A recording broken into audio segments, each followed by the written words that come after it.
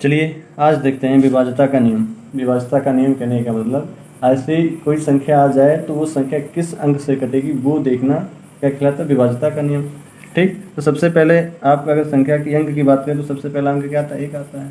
ठीक, तो एक से जितनी भी संख्याएं हैं क्या वो एक से भाज्य हैं, तो एक से तो हमें कुछ नहीं ज्ञात करना होता और एक से काटना भी नहीं होता। अगर कहें दो की बात करें, दो से कौन सी संख्याएं कटती हैं, दो से कहें तो जितनी भी सम संख्या होती है, जितनी भी क्या होती हैं, सम संख्या, जितनी भी सम संख्या। हमने इससे पहले आपको सम विषम भाज्य भाज्य जो भी सब बता दिया था।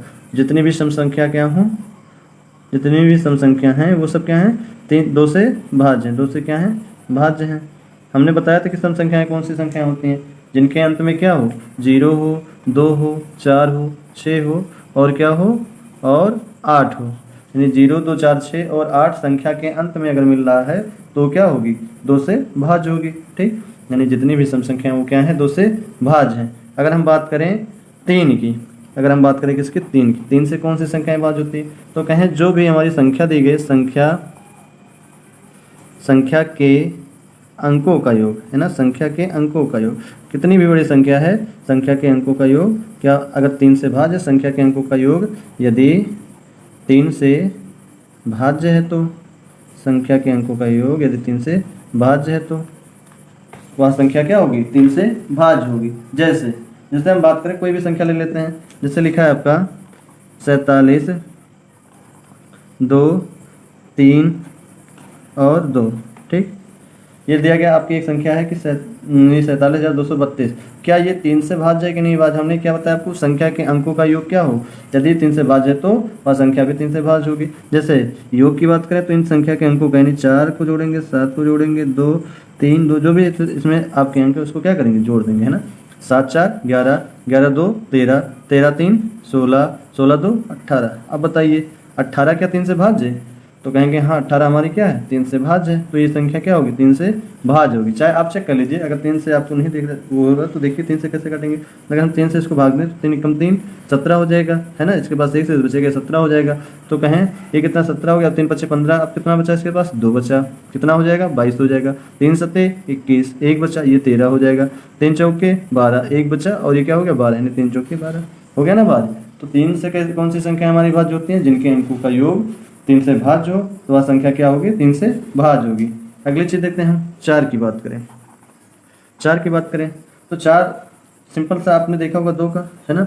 2 में हमने क्या देखा कि संख्या का अंत क्या, अंत में अगर 0, 2, 4, 6 और 8 आए तो क्या होता है, वो 3 से भाज्य होता है। अगर ये 4 की बात करें तो 4 को हम क्या ऐसे लिख सकते हैं, 2 पे पावर 2 लिख सकते हैं ना, है ना, 2 पे पावर 2। यानी इस पे अगर हम बात करें तो यहाँ पर पावर 1 था, हमने यहाँ पर क्या 1 था लेकिन हमने देखा नहीं, है ना। 1 का मतलब 1 अंक देखेंगे, 2 पे पावर 2 का मतलब हम अंत के 2 अंक देखते हैं, अंत के हम क्या करते हैं 2 अंक देखते हैं, वो हमारी क्या होगी 4 से भाज्य होगी। जैसे कोई संख्या ले लीजिए, बड़ी से बड़ी संख्या हम बात करें, लिखा है आपका 48, 7, 6, 4, ये दिया गया है ना।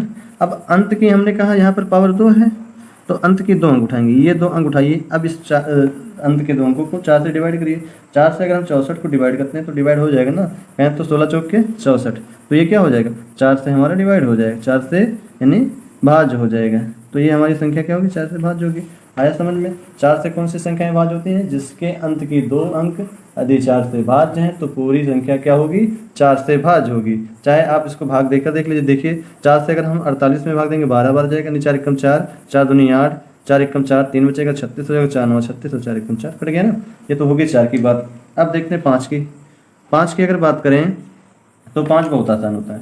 5 से कौन सी संख्याएं कटनी हैं, कहें तो जिस संख्या के अंत में क्या मिल जाए आपको, 0 मिल जाए और क्या मिल जाए, 5 मिल जाए, 0 और 5 मिल जाए, वह संख्या सदैव किससे भाज्य होगी, 5 से। 0 और 5 मिल जाए कहाँ पे, अंत में, कहाँ मिल जाए, 0 और 5 मिल जाए संख्या के अंत में, संख्या के अंत में, तो वह संख्या क्या होगी, 5 से भाज्य होगी। जैसे कोई भी संख्या ले लीजिए, जैसे हमने संख्या लिया, लिखा है 48, 7, 6, 3, 5, है ना। हमने क्या संख्या लिया, 48, 76, 35। देखिए अंत में क्या है, 5 है ना, अंत में 5 है, तो ये क्या करा, ये कंडीशन आपका 5 से भाज्यता का नियम बता रहा है। ठीक, 5 से भाज्यता का नियम बता रहा है ना। तो हमने बताया 5 से वो संख्या करते हैं जिसके अंत में 0 और 5 मिल जाए, वो संख्या क्या होती है, 5 से भाज्य हो जाती है। ठीक, अगली बात करें 6 की। देखिए 6 से कौन सी संख्याएं भाज्य होती हैं? अगर 6 की बात हम करते हैं तो 6 में आपके दो कंडीशन आपको देखना पड़ेगा। 6 की अगर बात करें तो देखिए 6 2 और 3 का क्या है, 2 और 3 से मिलकर 6 बना है ना, यानी कि 2 3 6, यानी 6 में 2 भी छिपा है और 3 भी छिपा है। तो नियम भी जो लगेगा 6 की विभाज्यता का नियम, वो कौन सा लगेगा? संयुक्त रूप से 2 और 3 में जो संयुक्त रूप से कहें, संयुक्त रूप से जो कहें कि 2 और 3 में जो नियम लिखते हैं, उन दोनों में जो नियम लगते हैं वो दोनों मिलाकर क्या करते हैं? 6 का भी नियम को पूर्ण करते हैं, है ना। मतलब 6 से वो संख्याएं कटेंगी जो सम हो और अंक क्या हो? अंकों का योग 3 से भाज्य हो, है ना। हमने क्या बताया? 2 से वही संख्या कटते हैं जो क्या हो? सम हो। और 3 से हमने बताया कि संख्या के अंकों का योग क्या हो? 3 से भाज्य हो। तो 6 में 2 और 3 से ही मिलकर बना है ना, तो नियम जो लगेगा 2 और 3 का संयुक्त रूप से लगेगा, यानी संख्या क्या हो? सम भी हो और अंकों का योग क्या हो? 3 से भाज्य हो। जैसे हमने ये 3 वाला लिया था, हमने क्या था? 3 वाला लिया था ना, एग्जाम्पल क्या था आपका? 47 232, है ना। हमने इसको देखा था 3 से कट जाता है ना, और ये संख्या क्या है? सम भी है, यानी 2 से भी कट जाएगा, है ना। तो 2 से और 3 से कट जाएगा तो 6 से चेक करेंगे। 6 से अगर हम 47 में भाग दें तो 6 सत्ते 42 होता है, 5 बचेगा 52 हो जाएगा, 6 48 4 बचेगा 43 हो जाएगा, 6 सत्ते 42 1 बचा 12 हो गया, और 6 दूनी 12, यानी 6 से क्या हो जाएगा? भाज्य हो जाएगा। क्या हो जाएगा? 6 से भाज्य हो जाएगा। तो इतनी बात समझ में आई, 6 की हो गई। तो 7 का नियम ना देखते हैं, हम 8 के नियम देखते हैं। 8 से कौन सी संख्याएं कटेंगी? 8 की अगर बात करें तो हमने अभी आपको देखा था 2 4 और 8, यानी 2 की बात करें तो 2 पे क्यूब ही तो 8 है ना। 2 पे क्यूब ही 8 है ना। जैसे हमने 4 को देखा था, 2 पे पावर जो होते हैं 2, वो क्या होता है? 4 के बराबर होता है। अब देखिए 2 पे पावर 3 क्या होता है? 8 के बराबर होता है। तो जब 2 पे पावर 1 था तो हम अंत की एक संख्या देखते थे, एक अंक देखते थे। जब 2 पे पावर 2 था तो अंत से हम 2 अंक लेते थे, और 2 पे पावर 3 है तो हम अंत के 3 अंक लेंगे, है ना। अंत के 3 अंक जो हैं अगर 8 से भाज्य हो जाएंगे तो संख्या क्या हो जाएगी? 8 से भाज्य हो जाएगी। जैसे लिखा है 47 512, क्या लिखा? 47 512, है ना। अब देखिए अंत की अगर हम 3 अंकों की बात करें तो अंत के 3 अंक हमारी ये 512, है ना। अब इन्हीं तीनों को हम 8 से डिवाइड करेंगे, ठीक, यानी क्या है? 8 छक 48, शेष कितना बचा? 3 बचा। 8 छक 48, शेष कितना बचा? 3 बचा। क्या हो जाएगा? ये 32, कहें तो 8 चौक 32, तो ये संख्या क्या होगी? 8 से भाज्य हो जाएगी, ठीक। 8 से क्या हो जाएगी? भाज्य हो जाएगी। 8 का नियम भी आपको सही से समझ में आ गया होगा। आगे देखते हैं 9 की बात करें। अगर 9 की बात करें, 9 में कुछ नहीं करना होता, बहुत ही आसान होता है। 9 की अगर हम बात करें तो क्या होता है कि संख्या के अंकों का योग, संख्या के अंकों का योग, संख्या के अंकों का योग यदि 9 से भाज्य है, संख्या के अंकों का योग यदि 9 से भाज्य है तो वह संख्या भी क्या होगी? 9 से भाज्य होगी। 9 से भाज्य तो वह संख्या भी क्या होगी? 9 से भाज्य होगी। वह संख्या 9 से भाज्य होगी, ठीक। ये बात समझ में आ गई। 9 से कौन सी संख्या भाज्य होंगी? यानी जिसके अंत में जिसकी संख्याओं का योग क्या हो? 9 से भाज्य हो, उस संख्या हमारी क्या होगी? 9 से भाज्य होगी। जैसे बात करें, लिखा है आपका 38 4, ज़्यादा बड़े छोटा सा लेते हैं, ठीक। अभी इन्हीं को जोड़ते हैं। देखिए कहें 38 43, ये क्या? ये 9 से भाज्य है। चेक करें, देखिए 8 3 11, 11 4 15, 15 3 18, है ना। अब 18 क्या 9 से भाज्य है? हाँ भाज्य है। 18 9 से भाज्य है, कहें तो 9 दूनी 18, 9 से कट जाएगा ना, तो ये संख्या क्या होगी? 9 से भाज्य होगी। क्या होगी? 9 से भाज्य होगी। 9 का नियम हो गया। आगे देखते हैं 10 की। 10 की भाज्यता का नियम क्या होता है? 10 की भाज्यता का नियम बहुत ही आसान होता है, इसमें भी कुछ नहीं करना होता है। हमें क्या देखना होता है? संख्या का अंत जो है, संख्या के अंत में क्या हो? 0 हो। संख्या के अंत में 0 या 0 हो। अंत में 0 0 मतलब 0, ठीक। संख्या के अंत में क्या हो? 0 हो, तो वह संख्या क्या होगी? 10 से भाज्य होगी। चाहे जितनी भी बड़ी संख्या अगर अंत में 0 है तो वह क्या होगी? 10 से भाज्य होगी। 10 का भी हो गया। आगे देखते हैं 11 का। 11 का सबसे अगर कहें इम्पोर्टेंट आपके लिए है किसी का याद करना तो 11 का याद कर लीजिए। 11 का बहुत आपके एग्जाम में अगर विभाज्यता से ही क्वेश्चन पूछता है तो पूछेगा किससे? 11 का। मतलब ये संख्या दिया होता है आपका, उसमें से एक अंक आपका क्या कर देता है? गायब कर देता है। अब पूछता है वह छोटी से छोटी अंक क्या रख दें कि वह संख्या क्या हो? 11 से भाज्य हो जाए।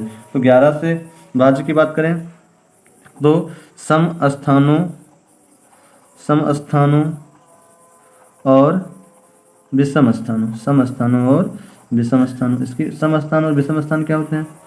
क्या सम स्थानों और विषम स्थानों के अंकों का योग, के अंकों का योग का अंतर शून्य या 11 के गुणज में है।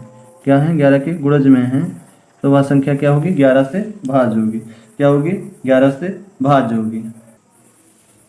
जैसे संख्या दिया गया है 47, 82, 36। अब ये पूछ ले आपसे, क्या ये 11 से भाज्य है? कैसे पता करेंगे 11 से भाज्य? हमने बताया आपको कि सम स्थानों और विषम स्थानों के अंकों का योग का अंतर क्या हो? शून्य हो या 11 के गुणज में हो। ठीक, सम स्थान और विषम स्थान की बात करें तो आप चाहे आगे से स्टार्ट करिए, पीछे से स्टार्ट करिए, यानी एक छोड़कर एक क्या करना है, यानी 4, 8, 3 है ना, टोटल 6 अंक है। यानी इसकी बात करें तो एक अंक छोड़कर हमारे सम स्थान होंगे, एक स्थान छोड़ के हमारे क्या होंगे? विषम होंगे। ठीक, यानी कहें 4, 8 और 3 इनका योग क्या हो जाएगा?